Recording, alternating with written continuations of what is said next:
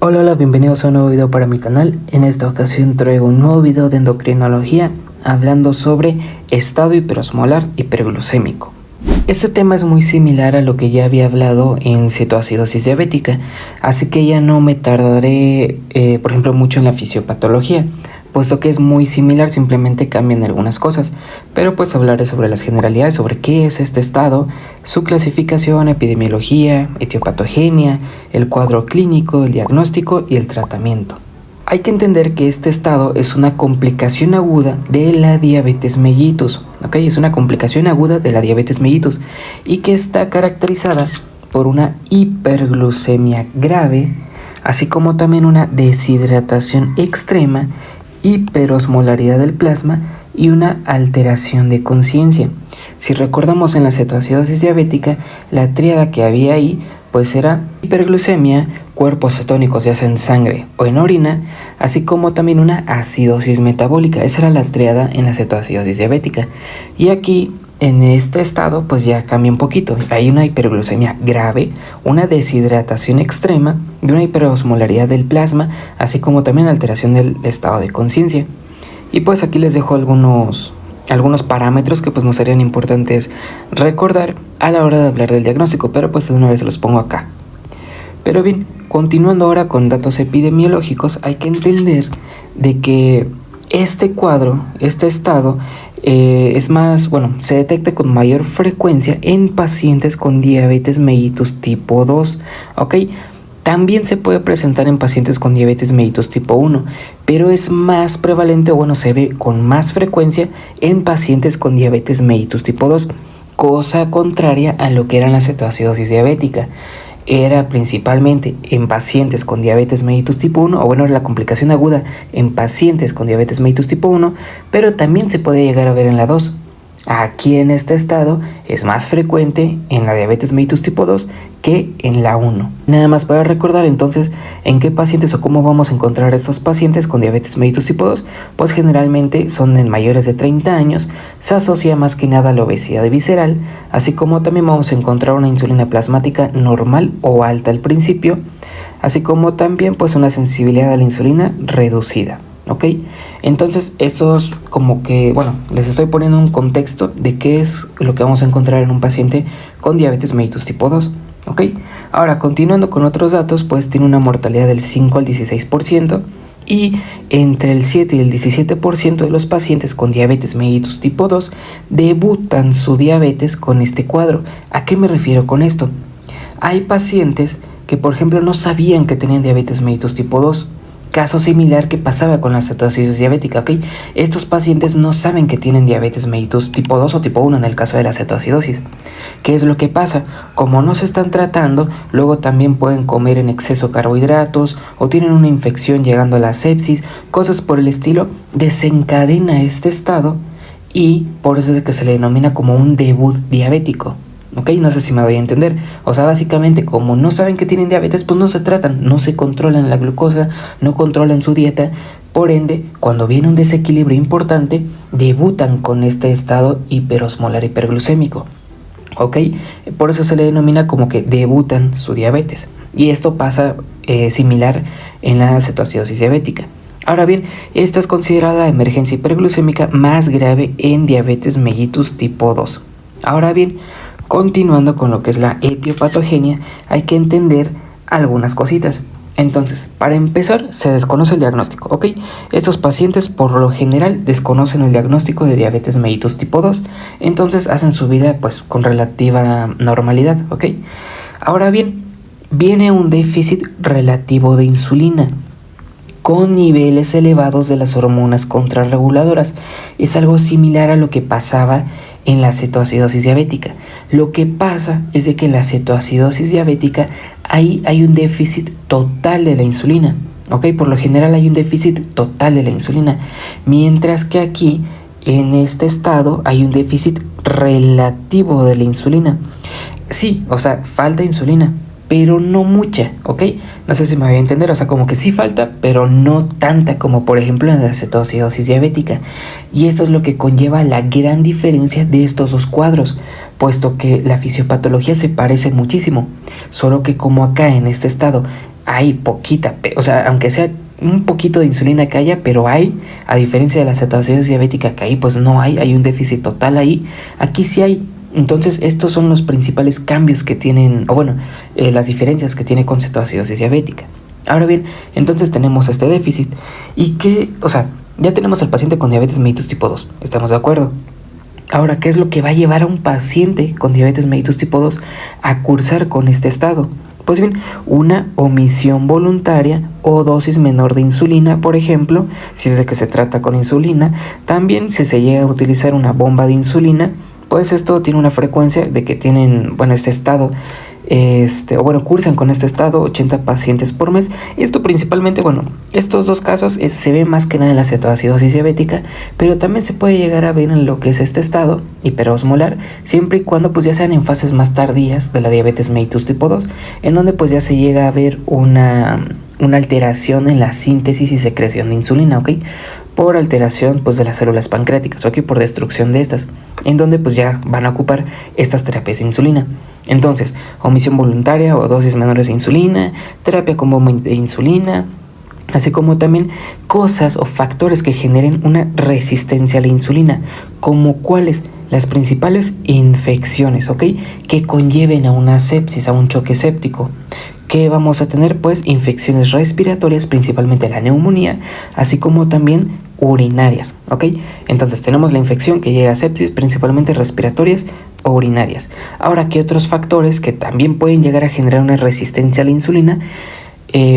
También elevan las hormonas contrarreguladoras, por ejemplo, un EBC, un evento vascular coronario, alcohol, pancreatitis, quemaduras, traumas, glucocorticoides, etcétera, etcétera. ¿Ok? Estos factores aumentan las hormonas contrarreguladoras, por ende, facilitan toda la fisiopatología de este estado. Pasamos a lo que es este cuadro, que es el mismo que les mostré cuando les expliqué lo que es la cetoacidosis diabética. Para empezar, aquí hay un déficit relativo de insulina. Ya aquí está el principal cambio, o bueno, el primer cambio con la cetoacidosis diabética, que aquí hay un déficit relativo, no total como se ve en la cetoacidosis. Y pues ya entramos en un estado catabólico, la alteración del metabolismo y pues aumento de las hormonas contrarreguladoras. Ahora, todo este cuadro pues se los expliqué a más a detalle en la fisiopatología de la cetoacidosis diabética. Ya no me voy a tardar tanto, simplemente voy a hablar algunos puntos muy importantes. Para empezar, pues bien, vamos a tener una hiperglucemia en este cuadro de igual forma, porque aquí hay un déficit parcial de insulina. Por ende, inicia una menor captación de glucosa. También, como no hay insulina o no hay la suficiente insulina, se va a generar glucogenólisis, gluconeogénesis. ¿Ok? Formación de nueva glucosa y pues destrucción del glucógeno para obtener glucosa. Esto generando la hiperglucemia. De igual forma, en el músculo va a tener una proteinólisis, así como también liberación de aminoácidos, que va a conllevar a más hiperglucemia, ¿ok? Al final, ¿por qué? Porque se genera más gluconeogénesis gracias a la proteinólisis y la liberación de aminoácidos. Ahora bien, todos estos mecanismos están regulados principalmente por lo que son las hormonas contrarreguladoras, principalmente el glucagón y las catecolaminas. Y si hablamos de proteinólisis y liberación de aminoácidos, está más que nada dado por el cortisol. ¿Ok? Entonces ahorita ya vemos que en este estado de igual forma hay hiperglucemia. Pero hay algo muy importante. Aquí no vamos a encontrar cetosemia o cetonuria, y tampoco vamos a encontrar la acidosis metabólica que sí había en cetoacidosis. Por eso es de que aquí les puse una X, ¿ok? De que aquí no va a estar. De igual forma aquí este proceso metabólico les puse una X porque no va a estar presente acá. ¿Por qué? Porque recordemos en la fisiología de que cuando hay insulina lo que se promueve es la lipogénesis, ¿ok? Cuando hay insulina, cuando hay insulina se genera la lipogénesis y se inhibe la lipólisis. Pero como hay un déficit parcial de insulina, esta lipogénesis se ve disminuida y se activa más la lipólisis. Pero como no hay tanto déficit de insulina, o sea, sí hay un poco de insulina, No es de que se pierda totalmente como por ejemplo en la cetoacidosis, que ahí en la cetoacidosis se generaban los cuerpos cetónicos como beta-hidroxibutirato, acetoacetato o acetona, generando mayor número de protones y el consumo de bicarbonato, generando lo que es la cetosemia o cetonuria y la acidosis metabólica. Aquí, como si hay un poquito de insulina, no se llega a presentar tanto esto. O sea, sí se generan algunos cuerpos cetónicos, pero no tanto o no lo suficientes como para llegar a generar esto de la cetonuria, cetosemia, la acidosis metabólica. ¿Ok? Espero que sí haya quedado claro. O sea, como aquí en este estado hiperosmolar hay un poquito de insulina, genera que no se produzca tantos cuerpos cetónicos, ¿va? Sino que pues no se generen tantos y pues no se llega a generar lo que es la acidosis metabólica y pues la cetosemia o cetonuria. Esa es la principal diferencia con cetoacidosis diabética en cuanto a la fisiopatología. Ahora bien, ¿qué vamos a tener en las otras cosas que pues sí se generaba? La hiperglucemia, lo mismo, va a aumentar la osmolaridad plasmática.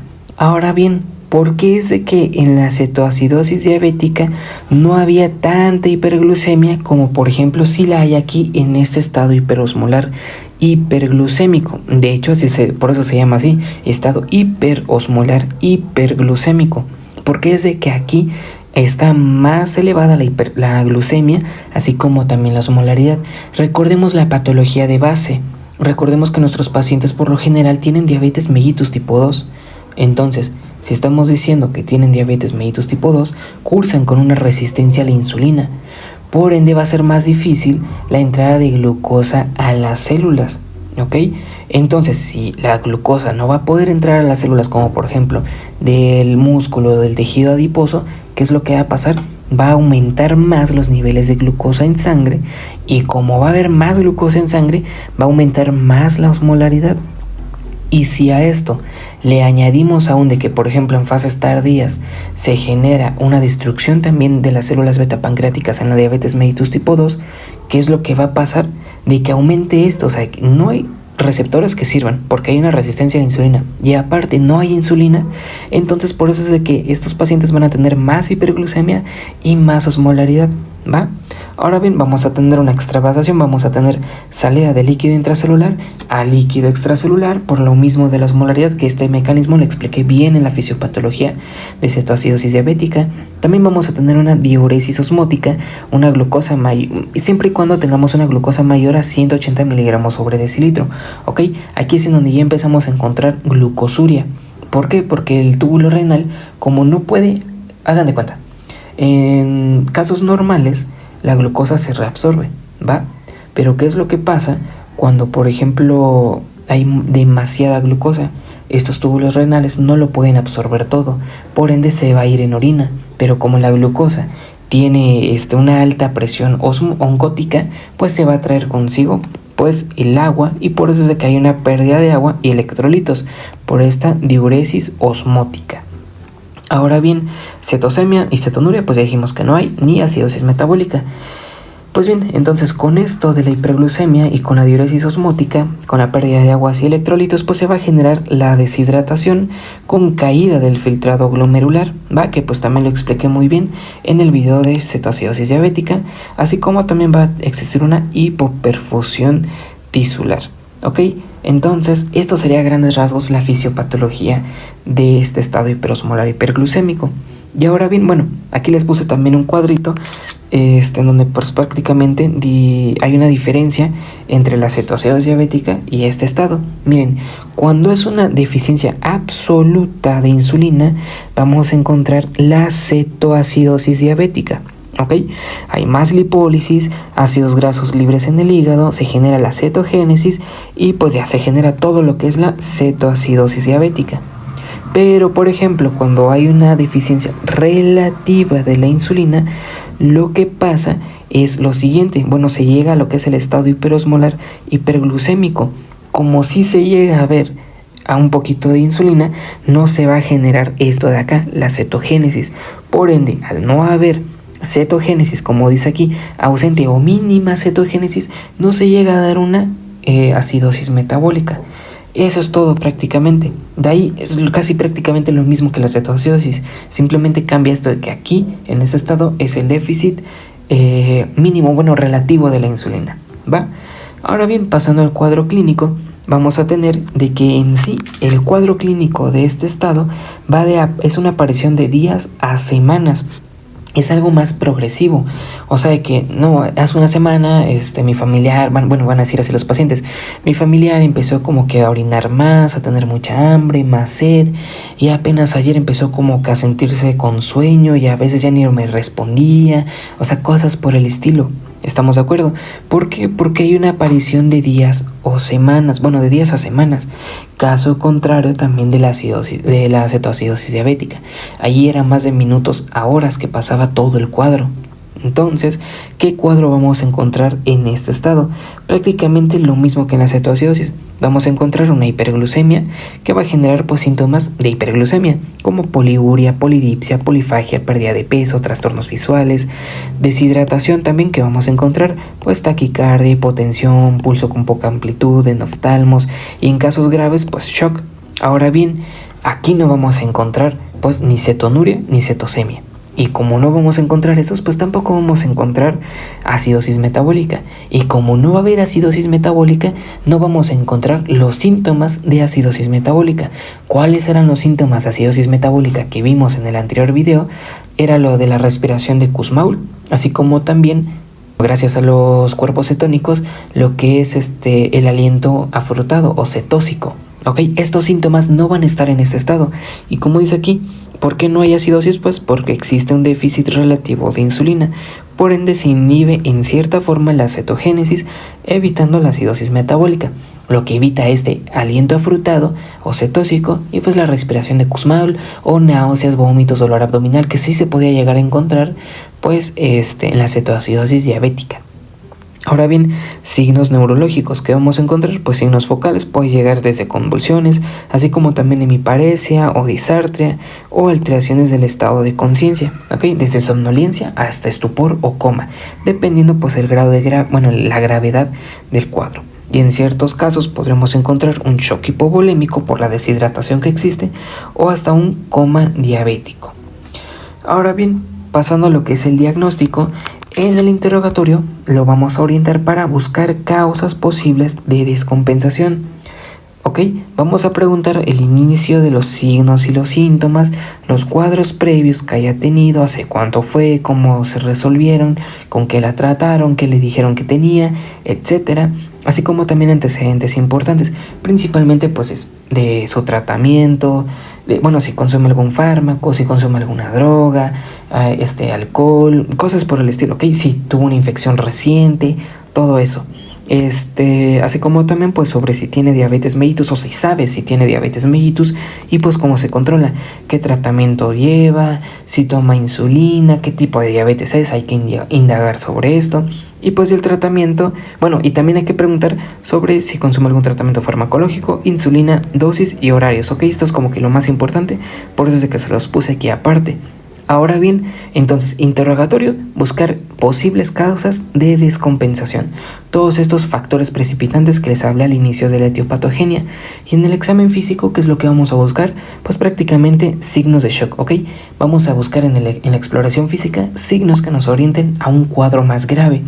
Vamos a buscar pues obviamente signos vitales, peso, talla, índice de masa corporal, signos de deshidratación como ya les decía, enoftalmos, mucosas secas, retardo en el llenado capilar, taquicardia, hipotensión, todos esos. Posibles focos infecciosos, como ya les decía, los principales pues son respiratorios y urinarios, entonces más que nada hay que buscar focos infecciosos en las vías aéreas, así como también en vías urinarias, ¿ok? O buscar síntomas que nos orienten a estas infecciones, ¿ok? Ahora bien, también vamos a realizar un examen neurológico básico como para ver también el estado de gravedad del cuadro de nuestro paciente, y también esta exploración física se va a repetir las primeras horas del tratamiento para ver si sí o no está funcionando nuestro tratamiento. Y pues ahora, pasando al diagnóstico, a los laboratorios, ¿qué exámenes vamos a pedir? Básicamente los mismos que en la cetoacidosis diabética. glucosa, gasometría, electrolitos, un perfil renal y pues algunos otros como por ejemplo biometría hemática, radiografía de tórax, ego, esto principalmente pues para buscar más que nada desencadenantes como por ejemplo las infecciones, tanto respiratorias como urinarias. Ahora bien, en cuanto a la glucosa, pues podremos pedir una prueba capilar o también podremos pedir una química sanguínea, donde pues ahí veríamos los niveles de glucosa, que pues en este caso de estado hiperosmolar van a estar elevados. La gasometría la pediremos principalmente para realizar un diagnóstico diferencial con lo que es la cetoacidosis diabética, viendo más que nada sobre la osmolaridad plasmática, el pH, el anión gap, que en este caso va a estar normal. Y pues eso sería lo principal, ¿ok? En la gasometría vamos a evaluar principalmente la osmolaridad, el pH, que va a estar dentro de rangos normales, y el anion gap, que también va a estar normal, ¿ok? Cosa diferente que pasaba en la cetoacidosis diabética. En la cetoacidosis diabética el pH estaba disminuido, por eso era una acidosis. Y bueno, era una acidosis metabólica, así como también el anion gap estaba elevado. Era una acidosis metabólica con anion gap elevado en la cetoacidosis. Aquí la osmolaridad va a estar elevada, el pH va a estar normal y el anion gap va a estar normal. Electrolitos pues van a ser importantes a la hora de hablar del tratamiento y pues para ver el grado de deshidratación también. Vamos a hablar sobre el potasio y el sodio, que pues son los más importantes, y pues el perfil renal pues para ver si existe por ejemplo cetonuria, que en este caso hay poca cetonuria o ausente, ¿ok? Y pues algunos diferenciales que hay que hacer, pues aquí están, pero los principales es el coma cetoacidético, bueno, la cetoacidosis diabética, así como también en niños pequeños, como les digo, que pues prácticamente el desencadenante es una infección respiratoria, pues hay que hacer un diagnóstico diferencial de bronquiolitis y neumonía. Ahora bien, ya pasando a lo que es los criterios y la clasificación del estado hiperosmolar, aquí los tenemos. ¿Qué criterios vamos a ocupar para el estado hiperosmolar? Y bueno, la cetoacidosis, la glucemia, o sea, los niveles de glucosa en sangre, el pH, el bicarbonato, la cetonuria, cetonemia, la osmolaridad y el estado de conciencia. La cetoacidosis diabética se divide en tres, en leve, moderada y severa, que pues ya los hablé en el anterior video. El estado hiperosmolar pues no se divide así en leve, moderada y severa, simplemente tenemos los criterios de diagnóstico. Vamos a tener que si encontramos una glucemia de más de 600 miligramos sobre decilitro, es un criterio de estado hiperosmolar. Si vemos un pH más de 7.3 o bueno prácticamente normal, pues es un criterio de estado hiperosmolar. Bicarbonato mayor a 15 miliequivalentes sobre litro, cetonuria leve o ausente, así como también una cetonemia leve o ausente, son otros criterios de este estado, así como también una osmolaridad elevada, más de 320 miliosmoles. Y el estado de conciencia, aquí ya va desde el estupor al coma. Ok, esos serían los criterios de diagnóstico para un estado hiperosmolar. Y aquí pues tenemos algunos valores bioquímicos en estos dos pacientes con cetoacidosis diabética y este estado. Por si los quieren pues llegar a ver, ahí hay varios pues valores bioquímicos. Pero en sí, entonces, ¿cuáles son las principales diferencias entre ambas? Que pues ya los he estado mencionando a lo largo del video. Son cetonas normales o bajas, ¿ok? Tanto cetonuria como cetonemia baja o normal. Anion gap normal.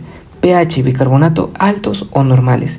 Y síntomas por acidosis nulos. Aquí en este estado no hay respiración de Kussmaul, no hay dolor abdominal, no hay náuseas, no hay vómitos, no hay esto del aliento cetósico o afrutado, no lo hay, ¿ok? Esas serán las principales diferencias. Ahora pasando al tratamiento. ¿Cuáles van a ser los objetivos? Pues los objetivos van a ser asegurar la ventilación y la circulación adecuada, corregir el déficit hidroelectrolítico, disminuir la glucemia y la diuresis osmótica, tratar de identificar la causa desencadenante y monitorizar y manejar las complicaciones. Es muy similar a lo que vimos en lo que es la cetoacidosis diabética. Aquí vamos a medir la glucemia y electrolitos cada 1 a 2 horas y gasometría cada 4 a 6 horas. Ahora entonces pasando al tratamiento, les digo, es muy similar a lo que es cetoacidosis diabética. Primero vamos a empezar con fluidoterapia, ¿ok? Cualquier paciente que llegue con estado hiperosmolar le vamos a dar un bolo de solución salina al 0.9% de 500 mililitros a 1 litro. No en bolo, perdón, en la primera hora, ¿ok? Una infusión en la primera hora de solución salina al 0.9% de 500 mililitros a 1 litro. Esto es lo que se le va a dar a cualquier paciente que llegue con estado hiperosmolar hiperglucémico así de primera. 1 litro, bueno, de 500 a 1 litro de solución salina al 0.9% en la primera hora. ¿Ok? Después, ya pasando esta primera hora, aquí el jefe o el que nos va a mandar qué seguir a hacer, bueno, qué vamos a hacer, es el sodio corregido. ¿Va? ¿Cómo se saca el sodio corregido? Pues sodio corregido es igual a sodio medido más 0.016 por glucosa menos 100. Ahora, ¿qué es lo que vamos a tener? Si tenemos un sodio corregido alto o normal, vamos a dar una solución de cloruro de sodio al 0.45% de 250 a 500 mililitros sobre hora, ¿ok? En esta segunda hora. ¿Por qué 0.45%? Puesto que como el sodio corregido está alto o normal, no es necesario dar tanto sodio, ¿ok? Entonces por eso es que solo se le da el 0.45%. Caso contrario que, por ejemplo, tengamos una solución salina, que tengamos, por ejemplo, un sodio corregido bajo, ahí le vamos a dar una solución salina isotónica al 0.9% de 500 a 1000 mililitros sobre hora en las primeras 2 a 4 horas, ¿ok? Aquí, disculpen, no es 500 a 1000 mililitros, es de 250 a 500 mililitros, ¿ok? Entonces, si el sodio corregido está alto normal, va a ser una solución de 0.45%, de 200 a 500 mililitros. Si el sodio corregido está bajo, le vamos a dar una solución al 0.9% de 250 a 500 mililitros en las primeras 2 a 4 horas. ¿Ok? Y hay que tener mucho cuidado con la fluidoterapia porque podríamos llegar a causar, si nos pasamos de esta fluidoterapia o si le damos de más, vamos a llegar a causar un síndrome de diestrés respiratorio agudo y pues también un edema cerebral. ¿Y cuáles son los objetivos de esta fluidoterapia? Pues la restauración del volumen circulatorio y la disminución de la hiperglucemia. ¿Ok? Entonces en la primera hora, esta solución salina al 0.9% de 500 a 1 litro, y en la segunda hora ya checar el sodio corregido y pues dar en esa hora de 250 a 500 mililitros dependiendo qué tipo de solución vamos a usar. Ahora bien, antes de pasar a dar la insulina, de igual forma que en la cetoacidosis diabética, vamos a revisar los niveles de potasio. Esto es muy importante, ¿para qué? Para prevenir arritmias. ¿Por qué? Porque una de las funciones de la insulina es aumentar la captación de potasio al interior de la célula. Entonces, si de por sí el potasio está bajo y nosotros damos insulina, van a disminuir los niveles de potasio en la sangre. Por ende, podremos llegar a causar arritmias. Ahora bien, entonces, ¿cómo vamos a reponer si es que hay un déficit de potasio? Entonces, si hay más de 5000 equivalentes sobre litro de potasio, no vamos a administrar potasio, ¿ok? No vamos a administrar potasio. Si por ejemplo hay de 4 a 5000 equivalentes sobre litro de potasio, vamos a reponer 20000 equivalentes de potasio en cada litro de solución en cloruro de potasio, ¿ok? Si por ejemplo hay de 3 a 4000 equivalentes sobre litro de potasio, entonces vamos a reponer 40000 equivalentes en cada litro de solución de cloruro de potasio. ¿Y cuánto de solución le vamos a dar? Pues en una hora vamos a dar de 500 a 1000 mililitros de cloruro de potasio, ¿ok? Entonces en cada litro de cloruro de potasio vamos a dar 20 si es de 4 a 5 mil equivalentes sobre litro el potasio, o 40 si es de 3 a 4 mil equivalentes sobre litro el potasio. Ahora, si el potasio es menor a 3000 equivalentes sobre litro, aquí, ojo, retrasar la insulina, porque si no vamos a causar una arritmia. ¿Estamos de acuerdo? Por lo que les decía anteriormente, que va a disminuir los niveles de potasio en sangre. Y aquí lo que vamos a dar es 10 a 20 mil equivalentes de cloruro de potasio cada hora hasta tener niveles de potasio mayores a 3000 equivalentes sobre litro. ¿Ok? Y pues esto sería antes de pasar la insulina, dependiendo los niveles de potasio. Una vez checados los niveles de potasio y de que el paciente tenga ya adecuados niveles de potasio, ahora sí pasamos a la insulinoterapia. Que la insulinoterapia, pues aquí lo que se le va a dar es un bolo de insulina regular 0.1 unidades por kilogramo de peso, ¿ok? Esto va a ser la dosis inicial. Un bolo, así intravenosa, de insulina regular de 0.1 unidades sobre kilogramo de peso. Así como también, o sea, ya le dimos el bolo, también hay que dejarlo con una infusión continua, o sea, en otra hora, de insulina regular de 0.1 unidades por kilogramo por hora. Ahora bien, cada hora se va a esperar que la glucosa disminuya de 50 a 70 miligramos sobre decilitro sobre hora después de la primera hora. Si esto no funciona, o sea, si por ejemplo, ahorita que son las 2 de la tarde, que estoy grabando el video, ahorita que son las 2, y si le ponemos la insulina, esto de acá, el bolo y la infusión, y esperamos a las 3 de la tarde, y vemos de que antes, a las 2 de la tarde, tenía una glucosa de 500, y de que ahorita, por ejemplo, la tenga en 490, quiere decir de que no se cumplió este objetivo, de que disminuya de 50 a 70 miligramos sobre decilitro. Entonces lo que hay que hacer es doblar la dosis. ¿Ok? Doblar estas dosis de acá, hay que doblarlas. Bueno, más que nada la de la infusión continua. Entonces, pero si sí estaba bajando de 50 a 70 miligramos sobre decilitro y nuestro paciente ya llegó a niveles de 200 miligramos sobre decilitro, estos de acá, ¿qué es lo que vamos a hacer? Vamos a cambiar la terapia. Ahora le vamos a dar una infusión de insulina a 0.02 a 0.05 unidades por kilogramo por hora y una solución con glucosa al 5%. ¿Por qué? Porque si solo estamos dando la misma insulina de acá que estábamos dando, lo que va a pasar es que va a caer en una hipoglucemia nuestro paciente porque le estamos dando mucha insulina. Pero, por ejemplo, si nada más bajamos lo que es la insulina, lo que va a pasar es de que pueda volver a recaer en el estado hiperosmolar. Entonces, por eso es de que se baja la insulina, pero también se le añade una solución con glucosa al 5%, de 100 a 250 mililitros por hora. Y esto pues hasta corregir la osmolaridad y que se pueda llegar a cambiar la insulina a subcutánea, ¿ok? Porque ahorita se daba pues la infusión en intravenosa y pues se va a cambiar hasta que ya esté bien el paciente, hasta que tengamos los criterios de resolución de este cuadro y pues ya lleguemos a cambiar por una insulina subcutánea. Y pues bien, las complicaciones que se podrían llegar a encontrar pues son hipoglucemia, hipocalemia, edema cerebral. Esto principalmente, bueno, más que nada es iatrogénico, más que nada es por el tratamiento que le vayamos a dar, ya sea por la insulina o por la fluidoterapia. Y otras complicaciones pues es un EBC o un infarto agudo de miocardio, puesto que simplemente toda la fisiopatología que les enseñé genera un estado de procoagulabilidad, ¿ok? Bueno, que aumenta la coagulabilidad en la sangre.